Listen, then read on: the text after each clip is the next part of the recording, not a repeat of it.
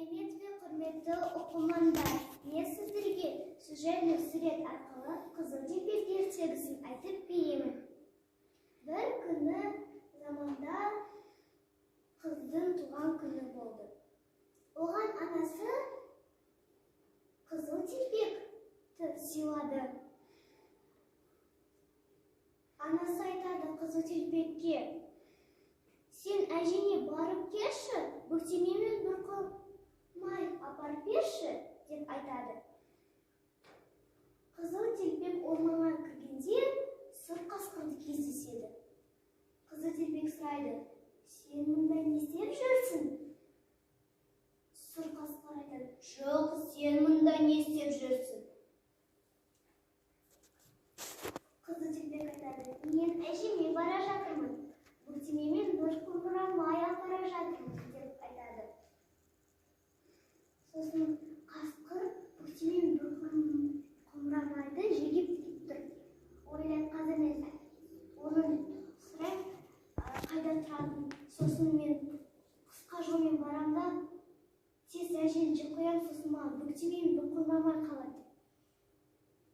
Ол сұрайды: "Сенің әжеңнің үйі алыс па?" деп сұрайды.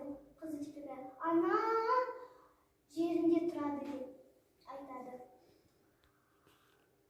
Сұр қасқыр қысқа жолмен барады, ал қызыл телпек үлкен жолмен барып ойнап жүреді. Сұр қасқыр келгенде есікті осылай қағады, қыздың даусымен айтады: "Әже, бұл менмін ғой, қызыл телпек кім?" деп айтады. Әжесі айтады: "Сен жіпті тарта қалып, есік ашылады. Ол жіпті тартады да әжені қорқытып жеп қояды". Сосын қызыл телпек келеді. Сосын сұрайды сұр қасқырдан: "Сенің құлағың не сонша үлкен?" Сұр қасқыр айтады: "Өйткені сені жақсы есту үшін". Қызыл телпек сұрайды: "Сенің көзің не сонша батырақ?" Сұр қасқыр айтады: "Сені жақсы көру үшін".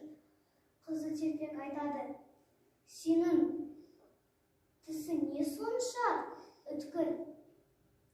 Сұр қасқыр айтады: "Сені жеп қою үшін". Сосын бір кезде аңдар келіп жатқан. Сосын олар қыздың дауысын естіп қояды да үйдің есігін тарта қалады да қасқырдың ішін кеседі.